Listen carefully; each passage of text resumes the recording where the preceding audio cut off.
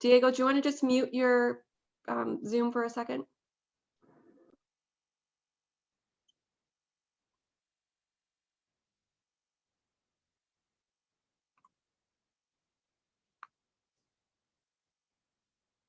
All right. Says we're live on Facebook, so let me find us. And there we are. Okay. All right. Can we hear me? Is the question. We have to get people to acknowledge they can hear me. Facebook world out there. Okay, so I'm going to just hit record and then we'll get started. All right, I am live. If you can hear me and you are watching, just give me a little comment so I know, and we're going to get started. All right, well, good afternoon and welcome back to our Wilton Go Green Facebook Live event series. My name is Tammy Thornton. I am the president of Wilton Go Green.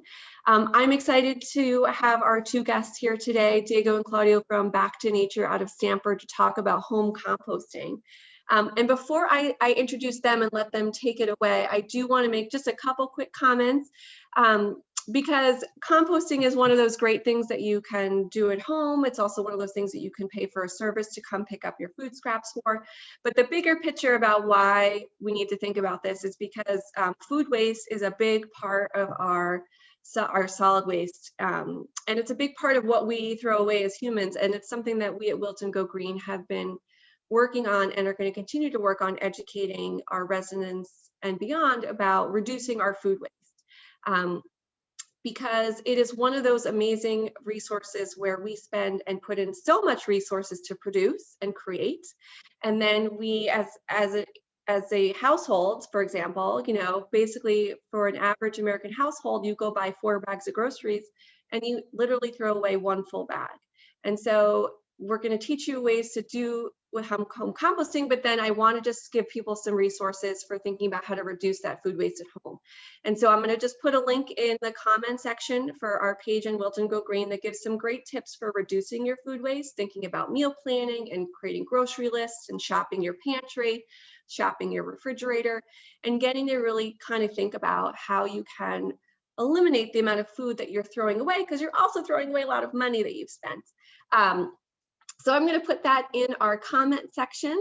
And then thank you, Carolyn, and thank you, Britta, for letting me know.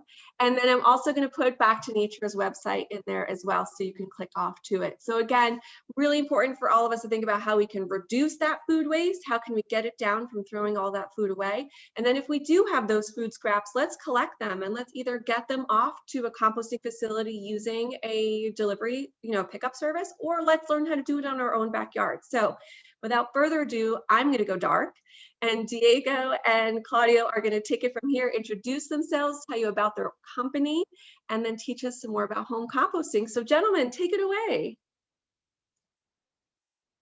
Oh, you're still on mute though. Sorry, you have to unmute now. I made them mute before, and now I want them.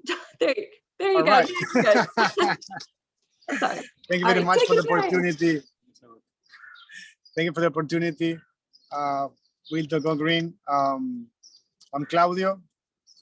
Hi, I'm Diego. First, I want to say happy Earth Month.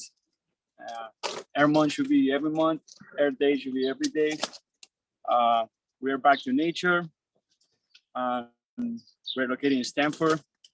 We're permaculture designers. We do design, installation, and maintenance of edible landscaping, as vegetable gardens, fruit trees. We do beekeeping, chicken coops, many other things. One of the things we do is install these compost systems that are very beneficial, not only for us, but for the environment and for everybody, for the soil, for everything. So let's start from the beginning. So what is compost? Actually, compost is a natural process. We just do it faster. That's the way nature's recycle. And actually, composting is to create the ideal conditions to speed up the process of decomposition of organic matter. And so that organic matter becomes what we call black gold. It's a very rich soil amendment. It's actually the most natural way to make your garden better, you know. It's what nature does. It's the best we can do for a garden. So you can see if you go in the forest, you know, if you go in the woods, it's a great sample, you know. You see those leaves. If you look under those leaves, there's all this microlife, all this activity that is breaking down those leaves and eating them, feeding them, and then turning that into that black gold, you know, that compost, that rich organic material, rich in nutrients. So why you should compost? Well, the first thing is because it's the best thing we can do for the garden. Also, it's the right thing to do for the environment. When we have food scraps, like we have right here, these are recycled container. That's what we have in our kitchen. We have the opportunity to put it in the garbage, send it to the landfill. Actually, 1/3 of the landfill is material that could be compostable. So we send them to the landfill. That material here helps to increase the greenhouses gases, or we can put in the compost, you know, help to build soil and bring the carbon back to the soil. That's where we should be. Yeah, it's a perfect opportunity that you have every day. We all eat food every day, so we all have food waste, you know, and it's a big problem in the world right now, you know. It contributes to many problems, you know, to warming the planet, you know, these gas emissions, you know, a lot of waste is going in the wrong direction. So you can use this opportunity to make a difference, you know, to create a positive impact in your world, you know. So with that problem that we know is a big problem, the solution is right there. It's right in your backyard. You can create that solution right in your backyard, you know. So with a small habit that you create, you can create a big impact, not only for you, which has improved your life as well, because if you improve your soil life, you will improve your life, you will improve the planet, plants, everything is gonna be happy. So in that case, you know, it's a win-win situation for all. We kind of are responsible for that loop of the food system, you know. We're always eating and we throw in that food scrap that we can feed into our soil and create a rich organic material, you know. Right. So it's natural, it's good for environment, and also it's good for the spirit. I think it's something really good for you feel really good about it. First of all, like everything, create the habits. Some people say it takes 21 days. But after that, you will realize how important this action is. Once you throw your garbage and you see that maybe you throw one bag of garbage per week, and you see how the compost is processing, and you use that for the garden, and you see how the garden is thriving, and that's because your actions. You have the power to take the actions and create a positive impact in the environment. And you know, the more we are, the better. And in nature, you know, it's a loop. The food cycle is a loop, and we are part of nature. So we should copy what is happening in nature. For example, in our case, we harvest, or when you buy food from the supermarket, you know, you get the food, whatever you don't use, you bring it to the soil. I'm sorry, you bring it to the compost, and then that compost you put in the soil, and by result you have healthier plants, more full flavor vegetables, full of nutrients, and then you harvest again. So it's a loop, a cycle that always always give and get. So by the end, it's a relationship with Mother Earth. You know, the more you give, the more you get. And well, you don't see right now, but this is the result um, uh, that relationship with Mother Earth. Sorry for that noise. We are in a urban area. We have neighbors very So close. if you do some research, it can get a little overwhelming. You know, there's a lot of information out there. Today, we're gonna explain a simple way on how we do it. We don't know masters at composting or anything like that. We just have a lot of experience and practice, and we've been doing it for a while. And it has great results, you know, the way we do it. Again, you know, you can try different ways. It might still work, but we're just gonna show you what works for us and how we practice and what we get from this compost. Yeah, and I think the perspective or how we see it is very important. In permaculture, we say that the problem is a solution, and I think this is a very clear case when we have this that usually is a waste, and we it's a problem because it's in the landfill. Actually, it's a solution because of this we can build soil. We believe that focusing on building soil is a key, you know, for recover some actions our humans taking against nature. I think building soil is a key, and it could be a solution. So some of the benefits of compost, you know, there's so many of them to mention all, but first, for us at least, we want to say that it starts in the garden, you know. We improve our soil life. Your soil will retain more moisture. The air will flow through better, so it will increase the life in your soil, which is that life, you know, that will kind of fertilize your soil or leave all this compost ready for roots and for plants to absorb the nutrients. So it's like a slow release of nutrients, you know, for your plants, and it's more diverse than any other nutrient. Fertilizer that you can get in the stores, you know, that only focus on the NPK. With compost, you get like pretty much all the micronutrients you need for your plants, you know.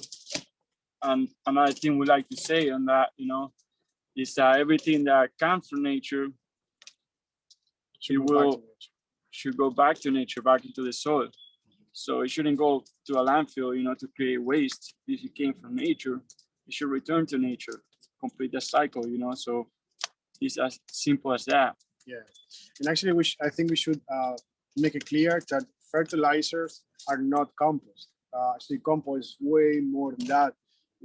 Compost not just bring nutrients to the soil, but also helps to restore the structure of the soil. And that's very important, especially when you make the compost at home. It will have the amount of microlife, and it will be huge compared with the compost you buy from the market, which doesn't have all the insects and a lot of stuff that is very important for the soil. When you have compost in your home, that's the best. And as Tammy mentioned before, reduce your waste is very important, you know. In our case, we're vegetarians, so most of our waste is plant-based. And we pretty much only throw out like once a small bag a week, you know. Most of our waste comes back to the garden. So in other cases, you know, I'd say in US, you know, 1/3 of the waste is materials that can be compostable, you know, and can go back to your soil, you know, they don't have to be in the landfill. So that's a big problem that we can solve right there. Also, you know, this contributes to gas emission, green gas emissions, and global warming and all that, you know, that we already know that the house is on fire and having all these problems. So right now you have an opportunity to make a difference, just by this small, simple action. And also, it's fun. It's fun to do it. It's fun. It's a fun project to do with the family. Again, after we create the habit, we start with one compost, the one we have over here, but then we make another compost in the back, and then so good to create that. Actually, it's kind of the way of living, because you get involved with the compost, and then you get involved with the garden, and you start transforming your backyard. And at the end, you feel that all that is transforming your life in a very positive way. So it's a relationship, so it's like a living thing, and you create a relation with it, it's like give and take kind of thing, and it always works out. So like you were saying, it's really a fun project to do with your family. If you have kids, for a nice experience. Kids love to be in the compost, to see the life in there, activity, worms and little insects, and to see how the process is going, how it's breaking down. Then once a year, when you use the material back into the soil, they learn, they learn from seeing, it's a school, Yeah, and from a different point of view, you also save money, because you don't have to buy fertilizers or compost from the market. And also maybe in your town, you have to pay when you throw your garbage. So it will reduce the cost on that as well. So, it's like a win-win situation. There is no loss in this. This is, everything's win. You become more sustainable, For sure. You have your own compost in your yard, you're really working with nature and helping the ecosystem, to thrive, feeding that life in the soil, the next thing is we're gonna say how it happened, how this microlife works in basically soil. We speak about decomposition and breakdown, but who's breaking down and what's making that decomposition happens. And actually we have the bacteria group, we have the fungi group, and we have all the insects that are working in the food scraps and all the leaves and all that organic matter. Yeah, in our case, we like to have a living compost. So we use all these micros to exchange products. We give them the right environment. That means they will have shelter, they will have food, they will have water and oxygen. So they were really happy to thrive in there, So it's an exchange. We're giving food, we're giving all that, we set them up, and the final product, we get the black gold, as a payback. So you will see a results at the end that all the work that you put into it, it's gonna come back. All that, nature is amazing, it will return more than you expect, just keep giving and you'll get more back, the more you feed your soil, the more your soil is going to feed you. Yeah, and actually it's kind of like having your farm, in terms of the compost pile, because you're making sure that they have the right shelter, you have water, they have oxygen, so you create the right conditions for them to thrive. And when all that microlife thrive, they consume and digest all that that organic matter faster, and at the end we will have a better product, which is the black gold. So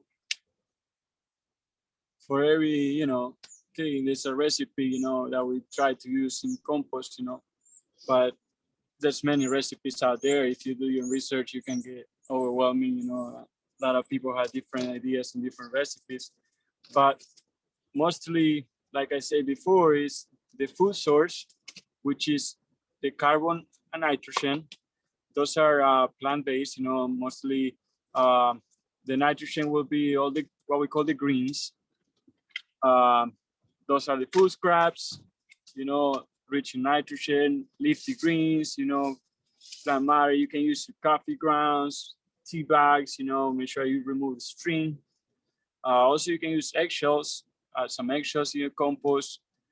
anything that comes from nature, food scraps. I wouldn't use any thing that's cooked with oil. Um, but anything that comes from nature and is clean, you know, like all the peels, leftovers from your kitchen. Sometimes you have some food that went bad. Um, you feel bad throwing it away. Well, now you can put it into your compost and you won't feel bad anymore. Yeah, again, so we have these two groups, which are the greens and the browns, or we call it also the nitrogen and the carbon, which is this is the nitrogen or the greens. And this here we have dry leaves, and those are the carbons or the browns. Um, all right. So basically, these are two groups that we use on the compost. Um, on the browns, you can use, we like to use dry leaves. That's the main source we have. It's a free resource. You Yeah. can get leaves, you know, in the fall, bag them up, put them on the side. It's a great resource to keep in your garden. Sometimes some people like to shred the leaves, you know, to make it smaller.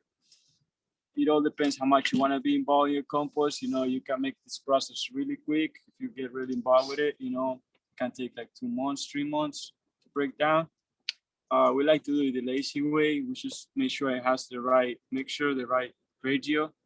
What we do is we do it by layers. So we start with a layer of carbon, which is the browns.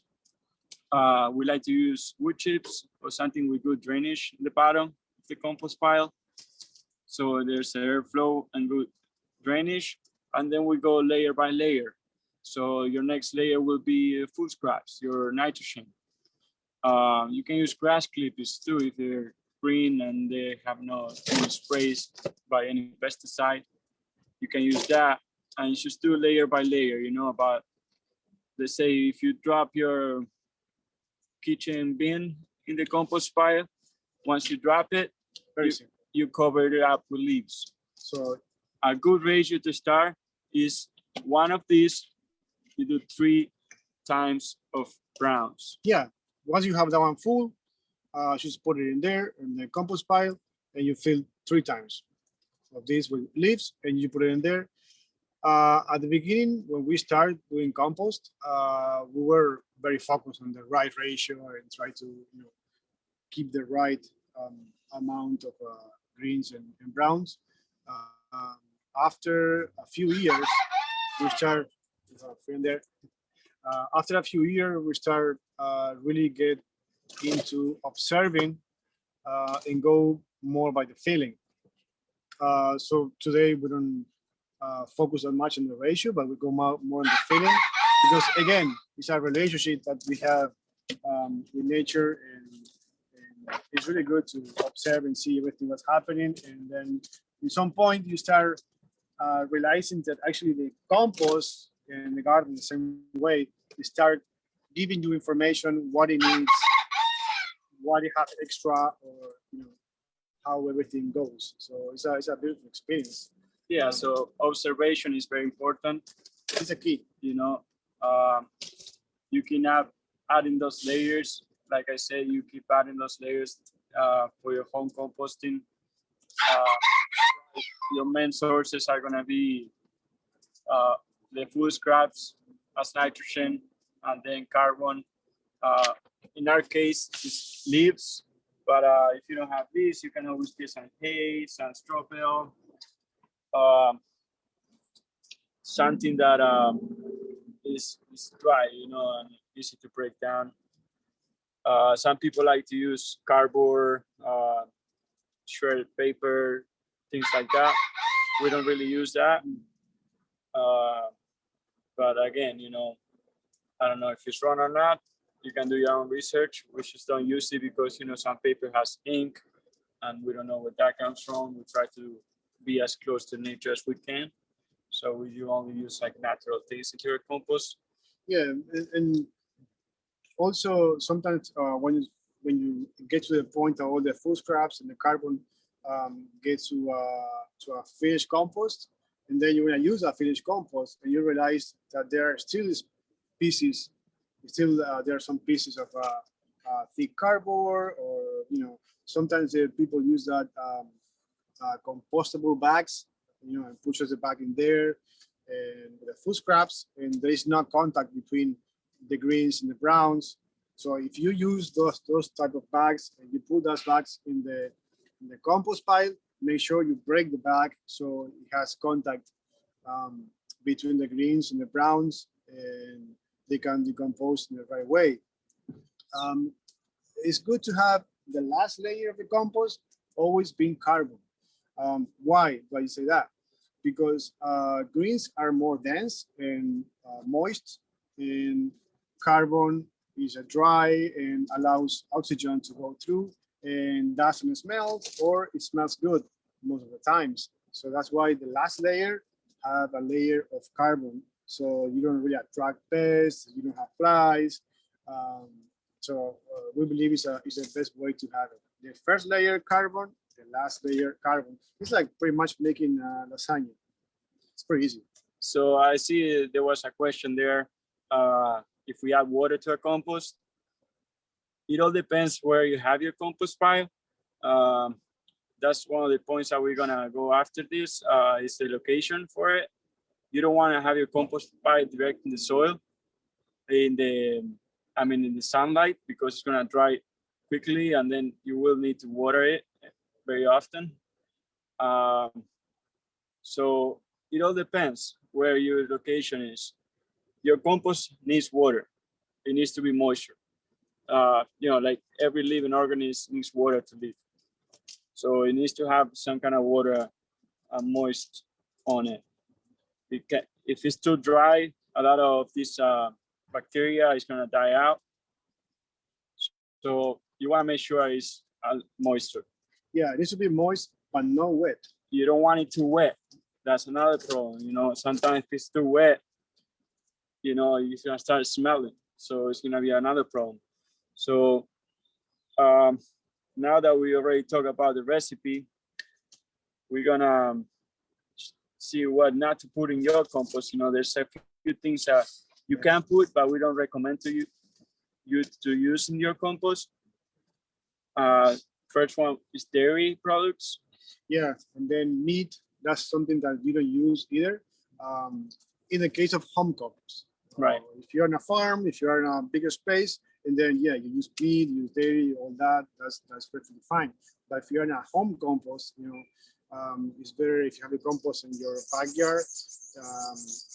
I wouldn't put any dairy. I wouldn't put any meat in there, because it can attract pests.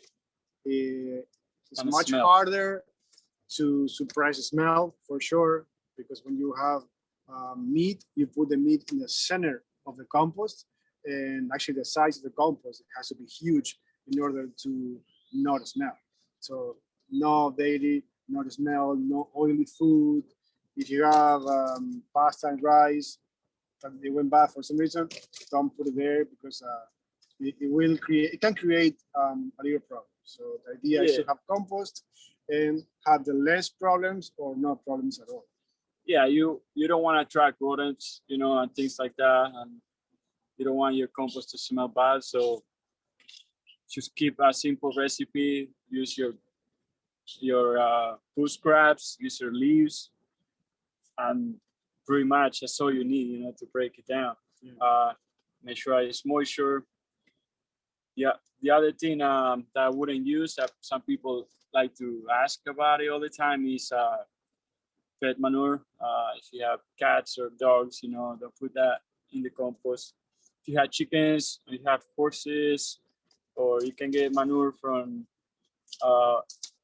cows, horses, chicken, rabbits, those are fine if you know where they're coming from. If it's industrial, don't use any of that. If it's like a local farm, then you can ask what they feed into the animals, and you can probably use, it's great to add some manure to the compost pile. Another thing that people ask about is the weeds, when they pull out the weeds in the garden, and grass clippings, as long as they're not being sprayed with any pesticides, They have seeds. As long as they don't have seeds, it's very important, you know. It's great to use your weeds in your compost pile, but make sure they don't have seeds, because otherwise you're gonna be spraying all that in your garden. It's gonna become a problem. Yeah, otherwise, if you have fresh plants that you cut from the garden, they don't have any disease, they don't have fungi, they don't have seeds, they can go into the compost pile. Again, if you chop them up, they will process faster. There are some plants that will be good to put it in, like comfrey. It's very helpful. It will increase the power of the compost for sure. There are other plants around as well that we can help to have a more powerful compost. I want to come back to something that we didn't mention. It was about the food scraps that you have in the kitchen. For me, it's very important. Before I go to sleep, always empty my container from the kitchen, because you don't want any insects go into the kitchen either. So for It's me, a habit, yeah. Bring it outside before you go to sleep, or anytime before before night. Dump it and clean it.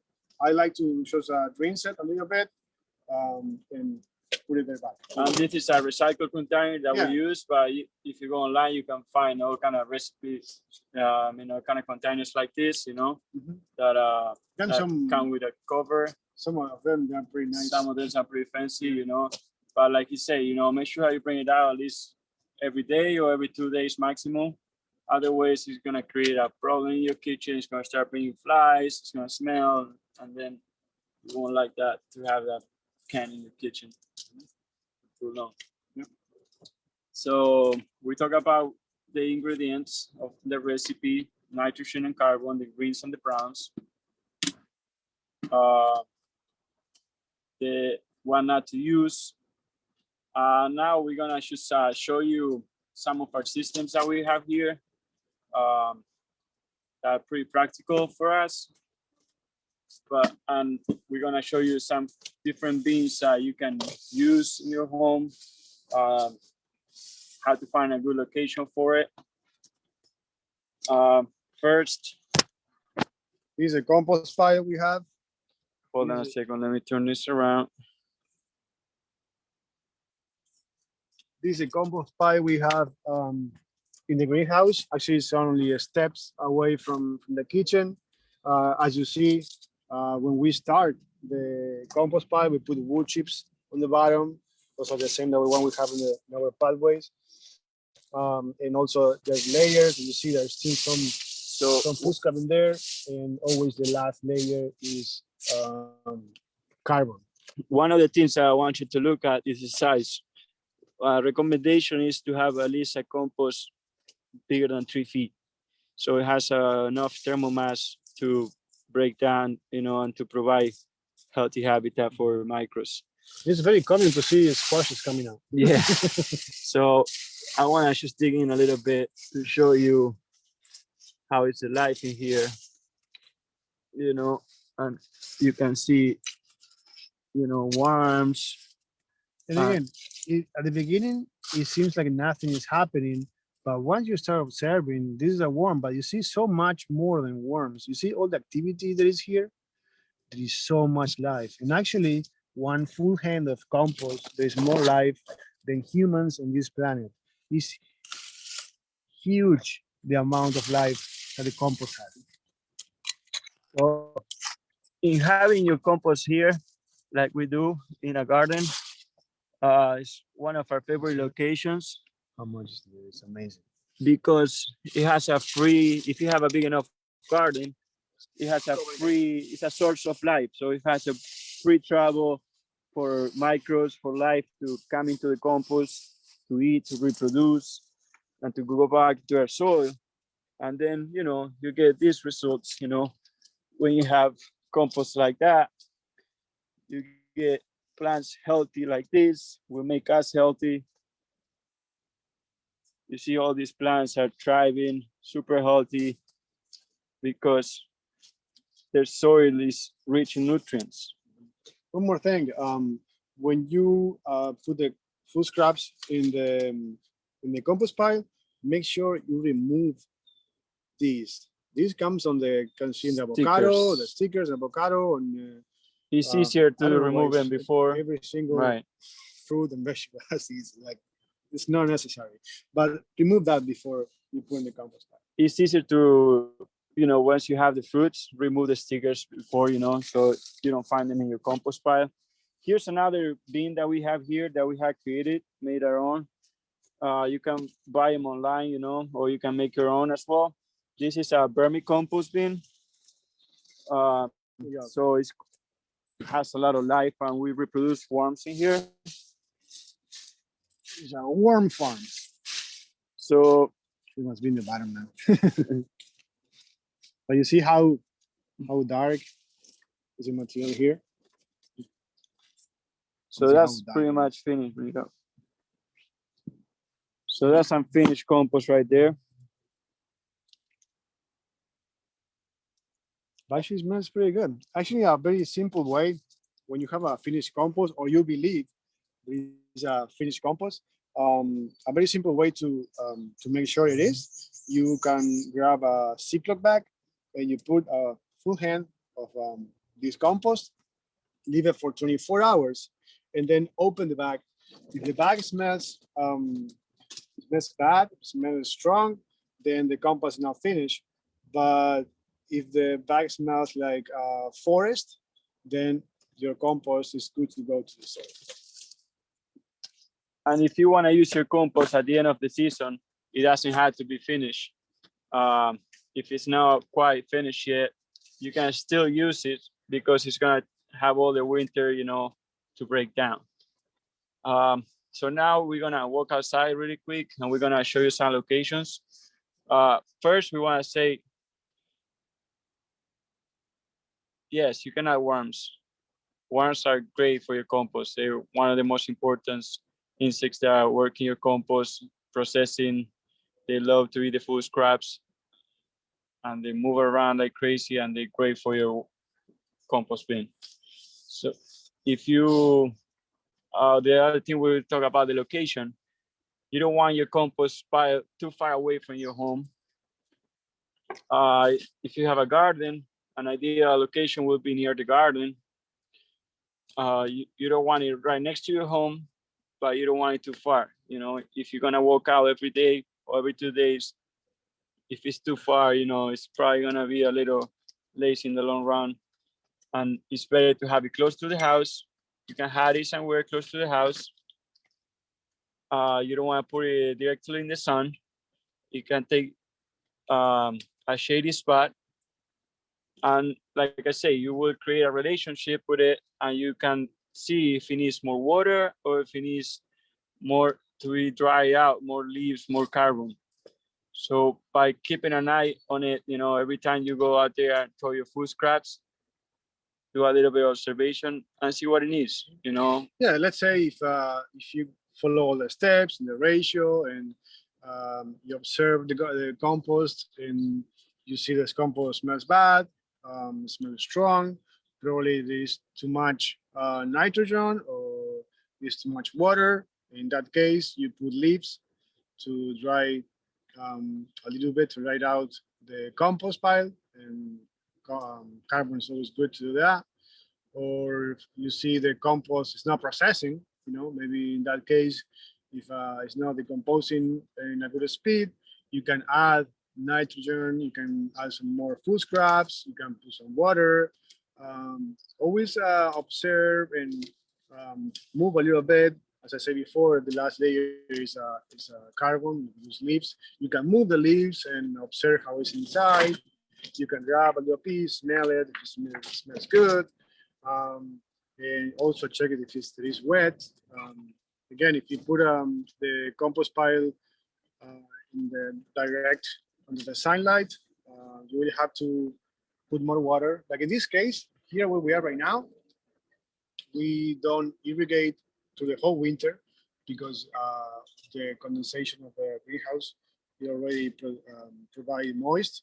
Right now, since we have days that are pretty warm and the nights very cold, the compost gets a lot dry, so we have to add some water this time. And then by summertime, we remove the cover, and it's fine. It's under the bench, so we don't really. If you can add rainwater, in our case, we collect the rainwater. So if you have rainwater, it will be much better. Sometimes, the city water comes with some chemicals, chlorine and things like that, that will probably kill some of your bacteria in your compost pile. So if you can catch some rainwater, will be the best water to use for your garden and for your compost. So if you have a garden, you have a compost, and you don't collect your own rainwater, it's a good time to start. So now we're just gonna walk outside and we're gonna show you some samples that we have. Check it out. Just take a look.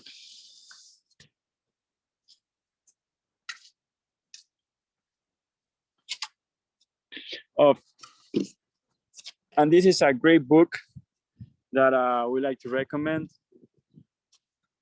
It's by Didi Cummings. She's from Vermont, so pretty much in our location. And it's called the Organic Composting Handbook. It's a good the book that we grabbed a few years ago, and we really love to use it sometimes. This is our system to collect rainwater. So that's what we use to irrigate the garden. And also we use this water for the compost. It's free. It comes from the sky. I mean, why not to use it? So right here, this compost system that you can just make with a fence like this. This is great for leaf mold. You can collect your leaves. You maybe use your grass clips as well. Make a pile here anywhere in your backyard, hide it in a corner somewhere in the back. Just let it sit for a year. Fill this fence. You don't have to worry about it. And it will, excuse me for the rooster. And once a year you have a great material here. Like I say, make it as big as you can if you have a lot of leaves, or minimum 3 feet wide. Yeah, it's pretty easy. It doesn't take much work. Just put in a corner somewhere or in a space that you don't use it, and after a year it's good to go. This is sample here. It's another compost actually we built for a client. This compost is about 3.5 the size that we recommend. Have a good this compost. What you need to do here is put a wire mesh here just to avoid rodents and other animals to come in. And we have a cover, a top as well. It's good to put a wire mesh in the bottom as well. Yeah, so You want to make it pest proof. It's important, to have it pest proof. You don't want rodents to go in there. Chipmunks, they like to nest in there.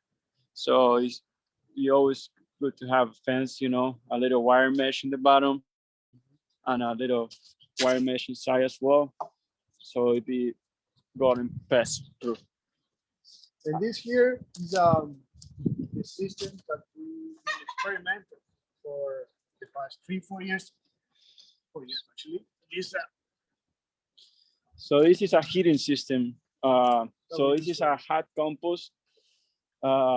What we did here, this goes deep, about 4 feet down below the level here, the grade level, and it has manure, horse manure in the bottom, and some wood chips on top to let the air flow, and it breathes into the greenhouse.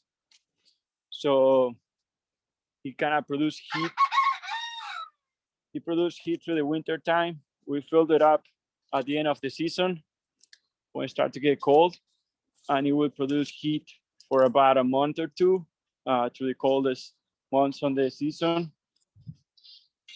So this has like some pipes that go into the system, and they run into the greenhouse under the raised beds. So it kind of breathes out into the greenhouse. Yeah, and the fact that we like to use a glass as a cover, because those shiny days in the winter also helps to produce more heat inside. It's very useful, because after when we get to springtime, we use all that material for the garden as well. After everything breaks down, and we use it. Actually, this is a sample of a living decomposer.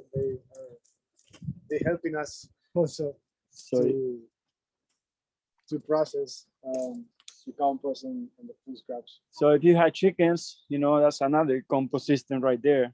You know, as you can see, we're feeding these food scraps and they're breaking it down, you know, and turning it into black gold, you know, organic matter, chicken manure, whatever you want to call it, but it's rich material for your garden. They Diego, are doing, can I ask they a are question? great. Yes. Sure. So someone had asked, I'm gonna put my video back on really quickly, and I'm noticing that your different compost containers are very open air. And so do you find that because they're in that like mesh wire, or they're in that pallet, or they're just open, that you don't need to turn them? Because a lot of people constantly hear about how you have to turn your compost. Or yeah. same question, but what about those like plastic containers that people can buy at like Home Depot, those like big plastic composters? Like, what are your thoughts on those? Yeah, actually, those containers, they are. If you have those containers, make sure you put them on the shade, because in summertime it gets really hot, and in winter, the microlife is pretty hard to survive in there. We recommend the compost piles that they are connected to the ground, because there is a free flow of all the microlife from the soil into the compost and back. And when you have those containers, that possibility doesn't exist. If you have those containers, make sure you put native soil in there, or you put some compost, finished compost, put it in there. So you add microlife in there. But again, in summertime, I feel that most of the time the microlife can get suffocated in those containers, because there is not contact with the ground, and they don't have anywhere to go when it gets pretty hot or when it gets pretty cold. Yeah, we feel like the more life you have in your compost pile, the faster the process will be. Yeah. So there's some plastic containers that are open in the bottom. Those are okay to use. Those are tumblers, spinners. We're not a big fan of those. If that's the only thing you have, it's okay to use. It's gonna still break down. It's gonna take a little more time. We like I say, we recommend to have a contact with the soil, so there's more life and activity coming through. Yeah, and also we feel that the less plastic we bring to the garden, the better. And about turning it, if we keep the right ratio, we don't really turn it. What we do is we use a spade fork, and we just stick it in there and try to get some airflow in it. And just do it the lazy way, keep adding to it. And then at the end of the season, you just open it up, see what you have there, use what's ready to go, and then leave some in the compost pile, because you want to keep that life in there. You don't want to remove it all and clean it all out, because then it's going to take time for the life to come back to it. So you just want to leave like at least a quarter of it in there to start over again. And if you have chickens, you can put in the compost pile, and they will do it for you. They can move around. So that's pretty much where we at the end. I don't know if there's any more questions that we can answer. Yeah, no, no, this was great. And I think it's really nice to see your different setups and the different options, because I do think that, it can be overwhelming. And I think I would say that for anyone that's interested in starting out at home, I think your best bet is to start with the simplest food scraps possible. So that's like your veggie peels, your fruit peels, your eggshells, right, your grounds, and really try and keep out that more processed type of food, so that you can kind of get a hang of it with, like you're saying, the right combination of browns to greens, finding your location and making sure that you have the right light and water. But I loved your idea. I've never heard anyone say that about taking some of that compost and putting it in a Ziploc bag to see whether or not it was really ready to go. So that was a pretty unique tip, and I appreciated that. I was answering questions along the way based on what you guys were talking about. And then again, the last question was about the plastic containers and about turning it. And as far as putting in worms, do you guys find that if somebody wanted to buy worms, should there be a specific type of worm they buy to put in their compost? Should their kids just go dig for them in the yard? Like how do worms come in? I mean, there's different types of worms. The best ones are what they call the red wigglers. Those are like, we call them the manure worms.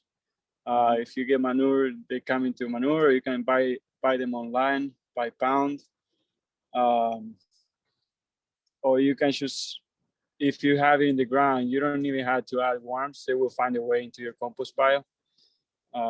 It's not really necessary to buy worms. Like I say, as long as you're connected to the ground, those worms will find their way into your compost pile. You can add some worms if you want to make the process a little faster.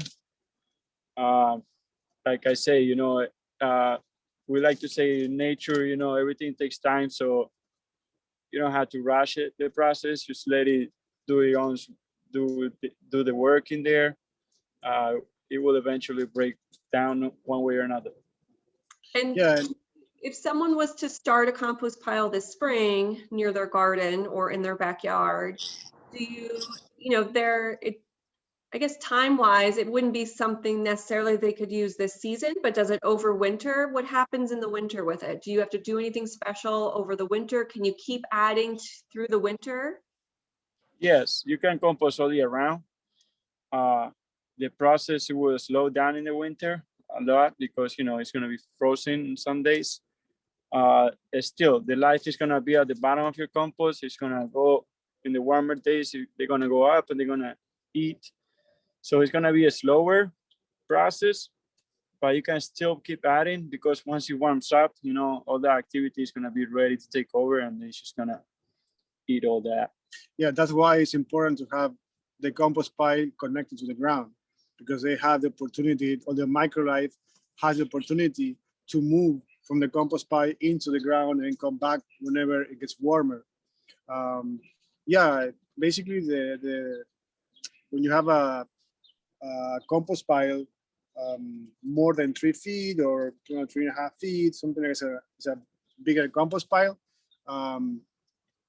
It's good because the temperature can be more balanced as well. If the compost pile is too small, then the activity from the microlife, if it doesn't stop, it will be very, very slow. Yeah, that's good. That's good information. And so I was also I lost my other question, but so you said the one that we saw out there, the pallet looking one, you guys said that you build those for people. You can come to people's houses and build them and help them start their composting at home. Is that correct? Yes, we build the compost bins for clients, and also we do tutorials on how to decompost, and we go step by step and through all the process. And actually, when we do gardening and we maintain the garden, we also we help them with the compost and keep an eye on it. And, if there's any problem, we help them to the solution. And yeah, that's a part of the change. The more we are, the better. And so the goal for us is to help them to understand the compost, to understand the garden. So once they know how everything works, they can pass that information to more people, and the more we are, the bigger the positive impact will be in the environment. So yeah, I mean, after all this, one of the things we want to say, is you're ready to take action. You can start making a difference today. Start small. If you need help, you can contact us, connect us through Facebook or Instagram. We can help you out setting up your compost. We can do some training, but right now, you have all the tools pretty much you need, to get started and start making a difference today. Yeah, and gentlemen, your passion is shining through, even through the phone. So you are very committed, and I love how passionate you are about compost and food scraps. So it's really, but it's important. And I think you gave us a lot of amazing information. And again, I linked your website in the comment section, and I also linked our ways to reduce food waste from Wilton Go Green side, which will eventually have your video on it as well under the home composting resources.